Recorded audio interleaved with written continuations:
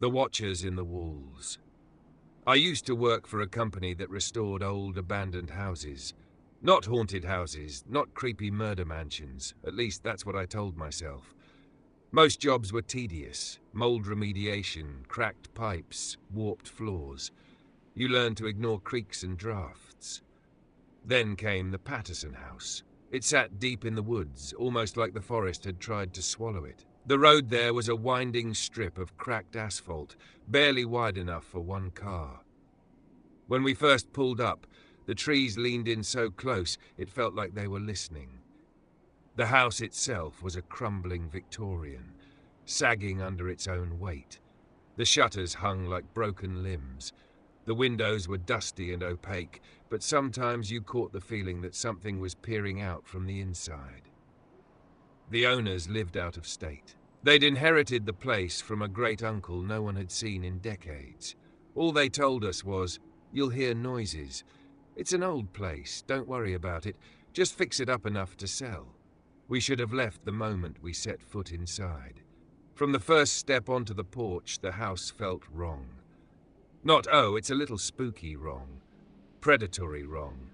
Like walking into a room where a fight had just happened, or was about to.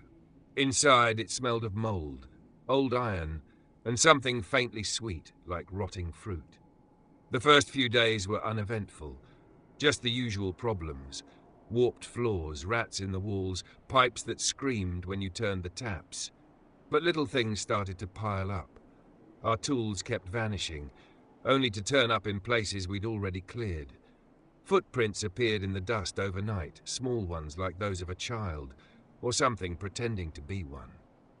Once, we found a child's shoe tucked inside the kitchen wall, neatly placed as if offered like a gift. We laughed it off, because that's what you do. If you take it seriously, you lose your mind. But then the noises started. Late one evening I was working alone, ripping up floorboards in the parlor. The sun was just slipping behind the trees, throwing long, jagged shadows across the walls. That's when I heard it. Scratching. Not the frantic scuttle of a rat. Slow, methodical. Like fingers dragging across wood. I froze, hammer in hand. The scratching moved, following me along the wall, from the parlor to the hallway, then upstairs. I called out, half expecting to see one of the guys pulling a prank. No answer. Then came the knocking. 3 slow knocks, hollow and heavy, echoing from inside the walls. I bolted out of there so fast I left my tools behind. The next day, Tyler, the jokester of our crew, volunteered to stay overnight to prove it's all in our heads. We dared him, laughing nervously, secretly relieved it wasn't us. He set up camp in the parlor with a sleeping bag and a 6-pack. We left him there at sunset. In the morning, his truck was still there, engine cold, but Tyler was nowhere to be found. We searched every inch of the house, calling his name. Then we found the hole in the wall upstairs. A ragged tear, no bigger than a crawl space. On the floor beside it, his hammer, a blood-smeared flashlight, and a single muddy boot.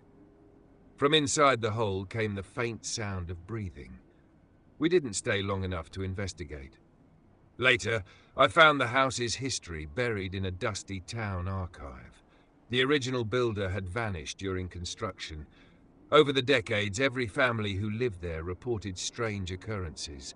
Missing pets, disembodied laughter, walls that seemed to breathe when the house was still. One police report described hearing a child sobbing from inside the walls.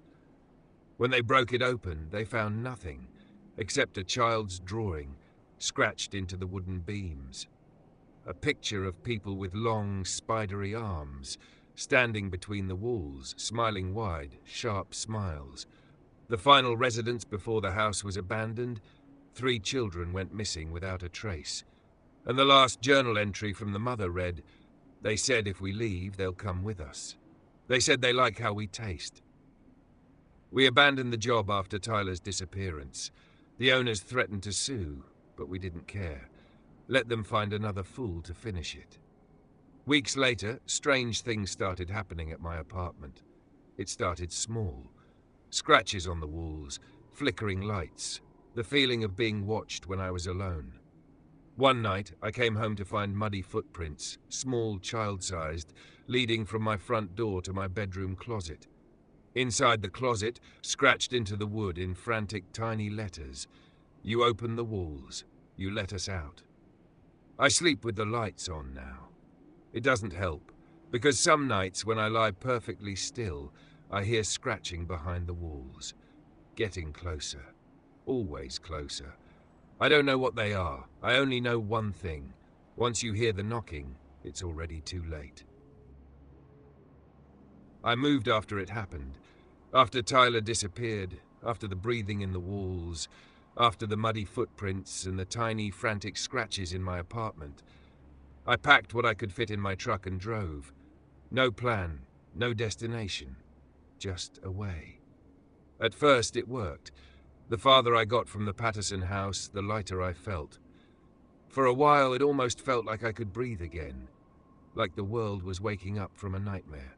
I rented a room above a grimy bar in a dying town where no one asked questions, where the sun set behind crumbling factories and stray dogs roamed the empty streets, where people disappeared all the time and nobody looked for them. I told myself it would be temporary, just until I felt normal again. Weeks passed. I started working demolition jobs under the table. Days spent smashing walls, tearing apart old houses, swinging a hammer until my arms shook. I liked those jobs. It felt good to destroy things, safer somehow. I even started sleeping again, a few hours at a time. Restless, dreamless sleep. Then one night I heard it. 3 slow knocks. Not from the door, not from the window. From inside the wall behind my bed. I sat up fast enough to make my neck cramp. I waited, holding my breath, heart thudding in my ears. For a long time there was only silence. Then scratching. Soft at first, almost gentle, like tiny fingers tracing patterns in the drywall. Then growing louder, more insistent. Scrape, scrape, scrape. I moved the bed away from the wall the next morning. That's when I saw it. A hairline crack running up the wall like a vein. The drywall around it felt cold, damp, and from the crack seeped that smell. Sweet, foul, familiar. Rotting fruit. I plastered the crack, painted over it, sealed it with duct tape. That night it was back, wider now, pulsing slightly, like it was breathing. And when I leaned in, I swear I heard a sound leaking through, a wet, whispering laughter. I tried everything. Salt lines around the room, mirrors facing the walls, prayers I barely remembered from childhood. Nothing worked. The knocking continued, the scratching grew louder, the cracks spread, spiderwebbing across the room. I tried moving again, packed in the middle of the night and drove until sunrise. Found a motel halfway to nowhere. Slept with the TV on, the lights blazing, a chair wedged under the door handle. It didn't matter. When I woke, there were muddy footprints around the bed, small, child-sized. They led from the bathroom to the closet door. Inside the closet, scratched into the wood with frantic, desperate hands, "We see you." From that night on, there was no running, no hiding. They were always there, waiting, watching, growing bolder. The breaking point. It wasn't just at night anymore. I started seeing them during the day. Reflections that didn't match my movements. Shadows darting just out of the corner of my eye. Whispers curling in my ears like smoke. Once, working a demolition site, I swung my hammer through a wall, and something behind the drywall screamed. High, thin, and furious. I dropped the hammer and ran, leaving everything behind. I drove for hours after that, until I was too exhausted to continue. I pulled into a truck stop, ordered black coffee from a woman who didn't meet my eyes, and tried to convince myself I was losing my mind. But the TV over the counter was playing some local news report. I almost missed it until the words caught my attention. 3 local children missing, abandoned house, rural woods. The Patterson house. They had reopened it. Another crew had gone in trying to finish the job we abandoned. They never came back out. Other survivors, I thought I was alone. But one night, half mad with exhaustion and fear, I stumbled into an old internet forum.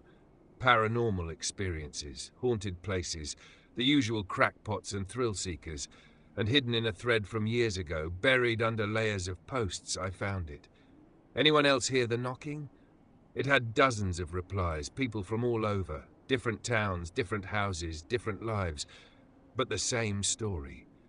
Old places, forgotten places, cracks in the walls, sweet, rotting smells, footprints that shouldn't exist. Smiling things that moved between the walls like smoke. Some had vanished mid-conversation, their last posts cut off mid-sentence. The ones who lasted the longest all said the same thing. Don't open the walls. Don't listen to them. Run if you can. But it won't help. It was like the things inside the Patterson house weren't bound to the house at all. They were attached to us, to anyone who had heard the knocking, to anyone who had opened a wall and looked inside. And worse, they were multiplying, feeding, spreading. The final stand, I don't know why I did it. Maybe I was tired of running, maybe I thought I could end it. Or maybe they wanted me to. I bought tools, sledgehammers, pry bars, crowbars, drills. I stocked up on candles, salt, old ritual books written in languages I could barely read. And then I rented a place. Not a home. An abandoned office building on the edge of town. Concrete walls, no neighbors, no one to hear me scream. I set up cameras, audio recorders. If I was going to die, at least someone would know what happened. The first night, it was quiet. The second night, I heard them. Scratching, knocking, giggling, low and thick, like it came from something that had never learned to laugh properly. By the third night, the walls themselves seemed to breathe, rising and falling in slow, pulsing waves. That's when I saw them. Slipping out of the cracks, their bodies too thin, too long, their joints bending the wrong way. Eyes like pits, smiles so wide their faces split in two. Children's laughter twisted into something hateful. They didn't rush me. They waited. I swung the sledgehammer at the wall. The crack widened. They cheered. Their voices rose, filling the room, making my ears bleed. I dropped the hammer, and in that moment, I understood. They didn't want to kill me. They wanted to bring me back with them, into the walls, into the dark spaces between houses, between places, where time didn't exist, and the only thing you could hear was endless, scraping laughter. They rushed me then, long fingers wrapping around my arms, my legs pulling. I fought. God, I fought. I kicked. I screamed. I tore free. Barely. I don't remember getting out. I don't remember driving. I only remember waking up in a hospital parking lot, covered in blood that wasn't mine, with deep scratches down my sides and mud packed into the soles of my shoes. The doctor said I was lucky. I don't feel lucky. Now I don't stay anywhere long. Hotels, motels, abandoned barns, always moving, always listening. I learned that salt lines slow them down, but not forever. I learned that they hate mirrors, real ones, old ones made with silver backing. I learned that they love fear, they feed on it. They grow stronger the more you notice them, the more you believe. Some nights when I'm too tired to fight, I hear the knocking start again. 3 slow knocks, then the scratching, then the whispering laughter. Closer, always closer. I sleep with the lights on, a mirror facing every door and window. It doesn't help. Nothing does. They're inside the walls now, inside me, waiting for me to close my eyes just a little too long, waiting for me to stop moving, stop fighting, waiting for the moment when I finally belong to them. When I finally stop running and listen to the knocking one last time. And when that happens, when I vanish into the walls like all the others, I wonder if anyone will hear me knocking too. My name is Evan Hale, and I was desperate. Divorce drained my bank account. Bad investments drained the rest. So when my cousin told me about a company hiring specialists for abandoned properties, no questions asked, cash paid under the table, I didn't hesitate. First assignment, investigate a property deep in the woods of Abner's Hollow, an old Victorian house, partially collapsed.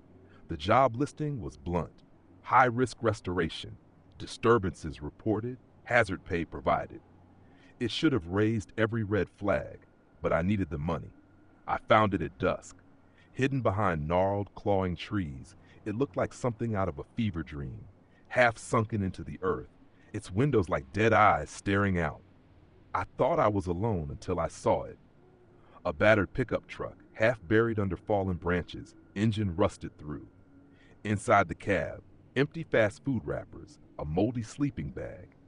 Someone had been here, not long ago. Scrawled into the dusty windshield with a finger or something sharper were the words, "Still inside."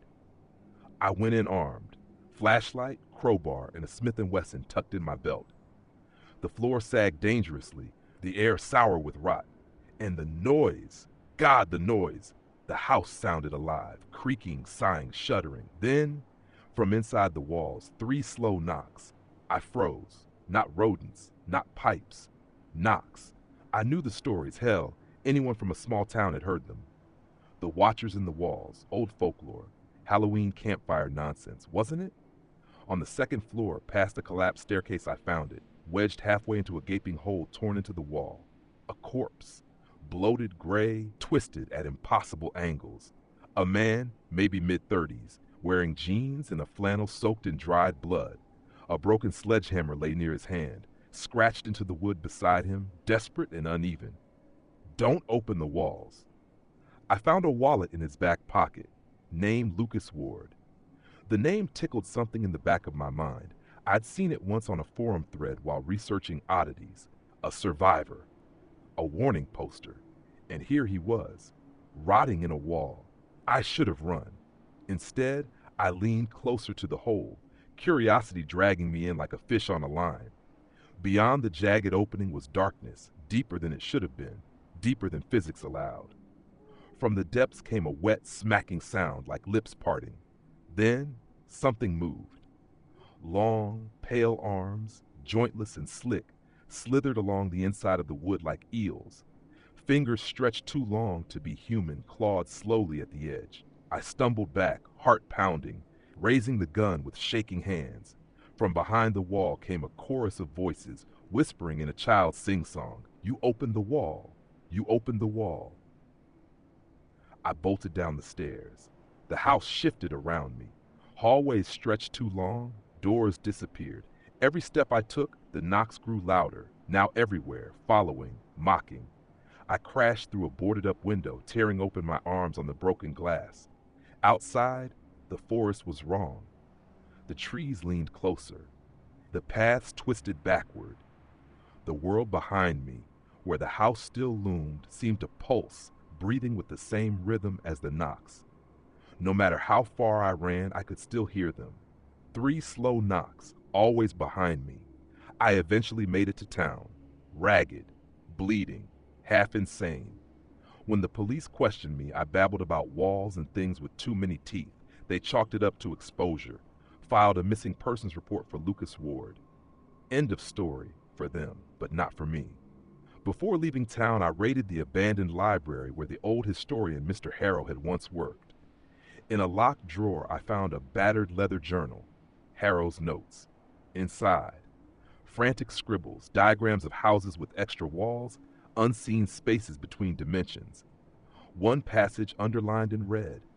Where loneliness festers, the watchers breed. Where walls crack, they seep through. Once they know your scent, you can never outrun them. In the margins, another note. They feed on the forgotten. Destroy the house, destroy their nest. But if they've already marked you, the writing broke off into jagged scratches. It's been weeks. I'm never alone anymore. I hear them in the walls of every place I stay. Hotels, rental apartments, friends' houses. 3 knocks, a child's giggle. Sometimes I catch glimpses, reflections in mirrors, blurred shapes sliding along the baseboards. And sometimes, when I sleep, I dream of Lucas Ward, standing at the edge of a crumbling wall, pointing at me with a hand that's not fully human anymore, mouthing words I can't hear. There's only one group that might understand: the sealed. The old survivors who fought the Watchers once, long ago. They know the rituals, the defenses. I found traces of them hidden on the dark web, encrypted messages, strange meeting places. I'm going to find them, because the knocks are getting louder, because every day the cracks around me grow wider, because I think the walls inside me are starting to split open. Last night I peeled back the drywall in my motel room. I had to know. Inside, behind the beams, I found it. Not pipes, not mold, not rats. A hand, thin, gray, child-sized, pressed against the inside of the wall, waiting, and scratched into the beam, fresh and bleeding. Welcome home, Lucas. But my name isn't Lucas. It's Evan. It's Evan. It's... You hear the knocking, don't you? 3 slow knocks. They're coming. I left the motel that night, my heart hammering hard enough to drown out the knocks behind the walls. No bags, no plan, just the journal I'd stolen from Harrow's drawer and a crumpled note I'd found slipped under my motel door earlier that day. It wasn't signed. No greeting, no warning. Only a single line typed on yellowing paper. You want to survive? Find the Hollow Men. Ask for the Red Door. Midnight. Underneath that, a set of GPS coordinates. I drove all night, down winding, forgotten roads, past towns that were nothing but peeling signs and abandoned gas stations, past fields where the scarecrows didn't seem to stay still when you looked away. The knocks followed, in the engine, in the back seat, in the beat of my heart. The coordinates led me to a crumbling warehouse outside a town not even on the map anymore, a corpse of a place called Sundown. In the back wall of the warehouse, hidden behind stacked shipping containers, was a door, bright red, freshly painted, even though everything else was falling apart. As midnight struck, I knocked 3 times. The irony didn't escape me. The door swung open on silent hinges. Beyond it, darkness so thick it felt like velvet against my skin. And then a whisper, come in, before they find you." I stepped through. Inside, the Hollow Men were waiting. There were 6 of them, gathered around a makeshift altar built from broken televisions, static hissing from their shattered screens. They wore heavy coats and veils of black lace over their faces. Their voices were wrong, thick, distorted, like tape playing backward. "You have been marked," the tallest one said. "You've broken the walls. You fed them." "I didn't mean to," I said. "No one ever means to," another hissed. They explained it to me in broken, halting sentences. The Watchers were ancient, older than the towns, older than the forests. They lived in the spaces between things, in the cracks of forgotten places, where memory fades and loneliness festers. Once you saw them, once you acknowledged them, they could follow you. Once you opened the walls, you became part of their hunger. The Hollow Men had spent decades trying to find a cure. There was none, only one way out. A ritual, a trade, a sacrifice. "You can seal them back inside," the leader said, "but you must feed them something they want more than you." "What?" I whispered. He leaned close. I could see yellow, rotting teeth behind the lace. "Someone you love," I laughed, bitter, broken. "I don't love anyone anymore." His head tilted, the lace shifting like oil. "Then they will take you instead." I didn't have a choice. I agreed to their ritual. They gave me a black candle, a knife carved from bone, and a name, Lucas Ward. "You share his scent now," they said. "You open the wall where he sleeps. You carry his debt." I had to return to the house where it all began, the Patterson house. Open the way. Offer up Lucas's remains or be consumed in his place. The forest seemed darker than before.